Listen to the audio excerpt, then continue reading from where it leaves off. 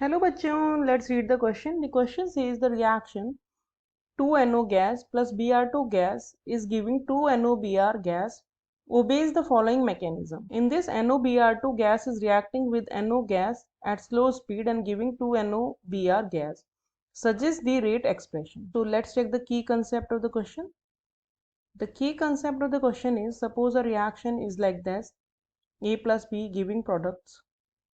Rate है वो हम दे सकते हैं के A to the power X and B to the power Y से। यहाँ पे एक्स जो है वो रिप्रेजेंट करता है order with respect to X, sorry with respect to A, and Y represent करता है order with respect to B.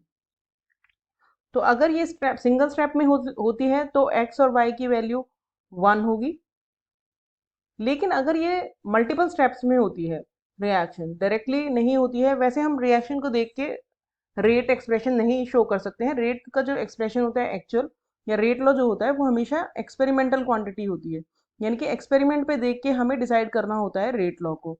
तो एक्सपेरिमेंट में अगर suppose this reaction is happening in 3 steps, so जो रेट डिटरमाइनिंग स्टेप होगी जिससे हम रेट लॉ लिख सकते हैं वो स्टेप होती है द स्लोएस्ट स्टेप।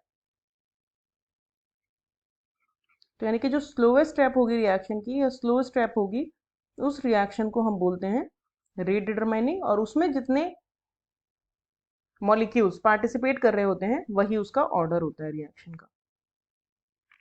तो अब अगर हम दिए हुए क्वेश्चन का सॉल्यूशन देखें तो हमें मैकेनिज्म में बताया है कि जो स्लो स्टेप है उसमें NaBr2 का एक मॉलिक्यूल पार्टिसिपेट कर रहा है, रिएक्ट कर रहा है NO गैस के एक मॉलिक्यूल से, और ये दे रहे हैं 2 molecules of NOBr। So because ये स्लो स्टेप है, ये इसीलिए यही रेट डिटरमाइनिंग स्टेप होगी।